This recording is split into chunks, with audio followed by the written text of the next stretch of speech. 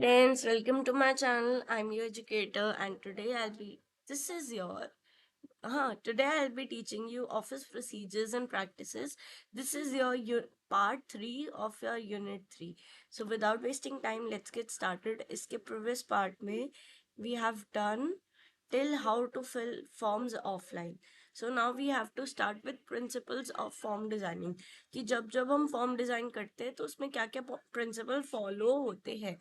Form must be well design. Form क्या होना चाहिए? वेल डिजाइन होना चाहिए और उसी पर्पस के लिए डिजाइन होना चाहिए जिसके लिए हमें चाहिए. ठीक है. जो जो इंफॉर्मेशन हमें चाहिए जिस काम के लिए उस पर्पस उसमें गिवन होना चाहिए. In designing the form there is need to observe certain principle. कुछ कुछ प्रिंसिपल्स होते हैं जो हमें ऑब्जर्व करने हैं. First, principle of use. A form should be developed only if there is a need for a form may arise due to some reasons such as. तो form तभी हमें डेवलप करना चाहिए जब उसकी नीड हो. और नीड क्यों होती है? अगर हमें कोई डेटा रिकॉर्ड करना है. ठीक है. Need to avoid the recording of certain data repeatedly. अगर कोई एक पर्सन अपना नेम के साथ साथ बार बार अपना फ़ोन नंबर भी डाल रहा है, नेम के साथ फ़ोन नंबर भी डाल रहा है, हम कुछ मांग रहे हैं उससे डेटा, वो नेम के साथ फ़ोन नंबर या कुछ एक्सेस और टाइप ऑफ इंफॉर्मेशन भी डाल रहा है, बट हमें वो नहीं चाहिए. हमें लिमिटेड इंफॉर्मेशन चाहिए जितनी हमें रिक्वायर्ड है. तो तब हम फॉर्म्स का यूज़ करते हैं. Need to fix responsibility for the work done. तो अगर हमें वर्क डन की रिस्पॉन्सिबिलिटी फिक्स करनी है कि जिसने नीचे साइन किया है फॉर्म के वही पर्टिकुलर पर्सन रिस्पॉन्सिबल होगा उस फॉर्म या उस डेटा के लिए, तो हम फॉर्म्स यूज़ करते हैं. जैसे हमने यहाँ पे भी पढ़ा था इंडिविजुअल रिस्पॉन्सिबिलिटी. ठीक है. जो भी फॉर्म साइन करता है उसकी रिस्पॉन्सिबिलिटी हो जाती है उस फॉर्म के ऊपर. Next, principle of standardization. The standardization of form reduces cost. It also eliminates chances of confusion. A form may be standardized in respect to the quality of paper, the number of copies to be printed, the color of the paper, the method of producing it. Standardize मतलब एक जैसे forms हमें रखने चाहिए. Form design कर लेनी चाहिए. जैसे पेपर उसका कैसा होगा, उसकी कितनी कॉपीज हमें चाहिए, उसका कलर क्या होगा, वॉट एवर जितनी भी हमें चीज़ें हैं एक तरह की होनी चाहिए. Next, principle of centralize control. ठीक है. कि एक ही पर्सन सारे फॉर्म्स की देखभाल करेगा. मतलब जैसे जितने फॉर्म्स का रिकॉर्ड उसके पास होना चाहिए कि ये वाले फॉर्म्स है, ऐसे वाले फॉर्म्स है. ठीक है.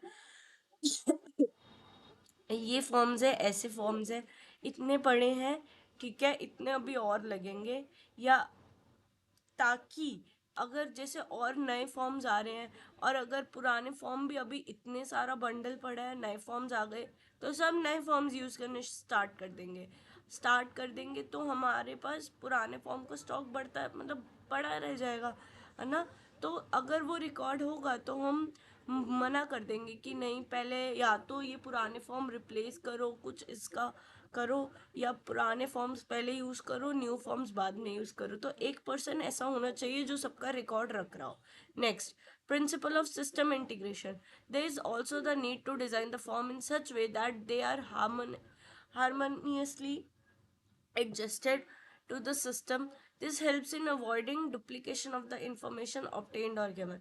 ठीक है. फॉर्म्स को ऐसी वे में डिज़ाइन करो.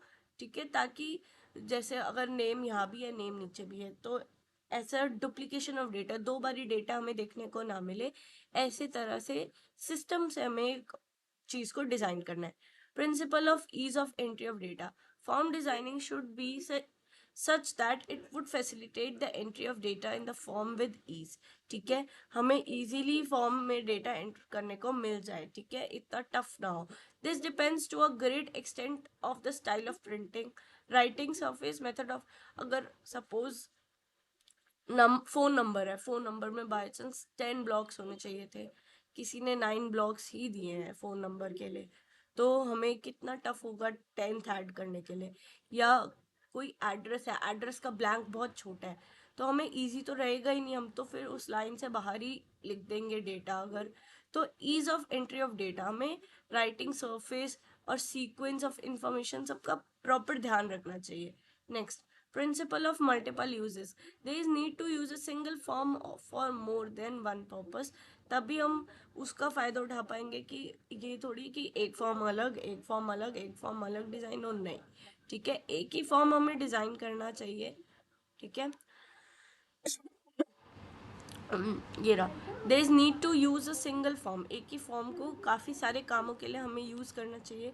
This helps in exercising a better control over the forms due to the smaller number and economy in the preparation and printing. तो थोड़ा सा कम वर्क, कम नंबर्स के फॉर्म्स हमारे पास निकलेंगे एंड वो हमें फ़ायदेमंद भी रहेंगे. ये नहीं है ना कि हमें इसके लिए फॉर्म चाहिए तो ये अलग होगा, ये अलग होगा, ये अलग होगा. फॉर्म डिजाइनिंग और फॉर्म प्रिंटिंग में फिर अलग अलग फिर एक्सपेंडिचर आप लोग का आएगा. ठीक है, पैसे ज्यादा लग जाएंगे. Next, principle of identification. Form designing should facilitate the identification of the form with ease. ठीक है, office manager may select different colours and paper and for printing forms according to the purpose for which they are meant. तो जैसे different different purpose हमारे पास होते हैं form के. Suppose college का form अलग कलर का या अलग फॉन्ट से हमने लिखा होगा ताकि हम रिकॉग्नाइज कर ले इजीली कि हाँ ये वाला फॉर्म ये इस पर्पस के लिए. आधार कार्ड का अलग है, रेवेन्यू डिपार्टमेंट का अलग है, इनकम सर्टिफिकेट का अलग है, राशन कार्ड का अलग फॉर्म है. तो फॉर्म अलग अलग तरह से डिजाइन हमें उनका कुछ तो डिजाइन में डिफरेंस हमें दिखे ताकि हमें आइडेंटिफाई करने में इजी रहे. ठीक है, नेक्स्ट, ऑफिस स्टेशनरी. अब ये सारी चीजें form, pen, paper, ink, whatever, ये सब क्या है? ऑफिस की स्टेशनरी तो है. It has been found that the amount of stationery used in office is increasing year after year. तो ईयर आफ्टर ईयर हमारी जो स्टेशनरी है वो काफी ज्यादा इंक्रीज होती जा रही है. ठीक है, स्टेशनरी की need. Office stationery includes not only envelopes, letterheads, papers, etc., but also includes printed forms, inks, pencils, erasers, gums. Fevicol को गम लिखा है यहाँ पे. Okay, carbon papers, pens, file covers, typewriters, ribbons, जितनी भी स्टेशनरी है वो ample of stationery होती है, staplers, whatever. In office, much attention is paid to cash or goods, lest they are misappropriated, but no और very little attention is paid to these items. Cash पे सबसे ज्यादा attention जाती है या goods पे कि कितना सामान आ रहा है, कितनी बड़ी बड़ी मशीनरीज आ रही है. बट ये छोटी छोटी चीजों पे इतना ध्यान नहीं जाता है because these are the items which are considered, थोड़ा उनकी इम्पोर्टेंस कम ही होती है. Right, next, what kind of stationery should be purchased for an office. अब एक ऑफिस के लिए किस तरह की स्टेशनरी परचेज करनी है वो डिपेंड करता है उसकी फाइनेंशियल पोजीशन पे. ठीक है, वो कितनी बड़ी इंस्टीट्यूशन है. One should remember that quality of stationery used in an office will impress other who are receiving letters etcetera. अब किस टाइप के लेटर्स है ये भी स्टेशनरी में आता है. तो ये सब आपके रेपो पे डिपेंड करता है. अगर आपके फॉर्म्स भी कस्टमर्स देखेंगे ये वो, तो सब आपकी कंपनी की रेपुटेशन को इफेक्ट करता है. More over a good quality paper is cheaper in the long run. ठीक है, more over a good quality paper is cheaper in the long run. तो ये जो गुड क्वालिटी का पेपर है वो लंबे समय तक चलता है. ठीक है, the paper use for office copy may be different colors to distinguish it from the main letterhead. Stationery which is not required used not to be purchased. एक minute. One should remember the quality of stationery used in an office. Moreover, a good quality paper is cheaper in the long run. The paper used for office may be different colors to distinguish it from the main letterhead. तो जो office का मतलब different different colours के हमें papers दिखते हैं ताकि हम सबको अलग अलग से डिफरेंशिएट कर सके. Stationery which is not required use not to be purchase. जो हमें स्टेशनरी नहीं चाहिए वो हम परचेज नहीं करेंगे. ठीक है, ये सबसे ज्यादा इंपॉर्टेंट है. Care should be taken to purchase the right type of stationery. एक तो वो प्रिंसिपल ऑफ यूज ये वाला इंपॉर्टेंट है. प्रिंसिपल ऑफ फॉर्म डिजाइनिंग जरूर पढ़ के जाना. Next, advantages of forms important है. ठीक है, एडवांटेजेस क्या होती है. नेक्स्ट ये भी है कि how to fill form online and offline procedures important है. ऑफिस स्टेशनरी के अब यहीं पे तो थे। Care should be taken to purchase the right type of stationery. The quality of the stationery, quality क्या है स्टेशनरी की, cost of the stationery, stationery की कॉस्ट क्या होगी, मतलब कितनी है, ज्यादा खरीद रहे कम खरीद रहे, ज्यादा की खरीद रहे स्टेशनरी कम, स्टोरिंग ऑफ द स्टेशनरी मतलब कि हमारे पास कैसे है, कितनी जगह है कि हम कितनी स्टेशनरी स्टोर कर सकते हैं। ठीक है, उस तरह उन चीज़ों का हमें ध्यान रखते हुए स्टेशनरी खरीदनी चाहिए। अब स्टेशनरी खरीदने के काफ़ी सारे मेथड्स होते हैं।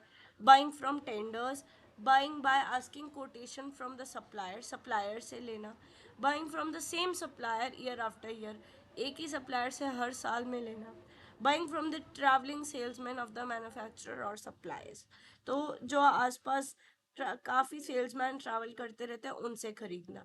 तो अब इनको हम ब्रीफ में नेक्स्ट पार्ट में पढ़ेंगे। टिल देन आपको ये सारा अच्छे से रिवाइज करना है, क्योंकि इसमें most of the things are very important. ठीक है, so yeah bye, do like and subscribe my channel.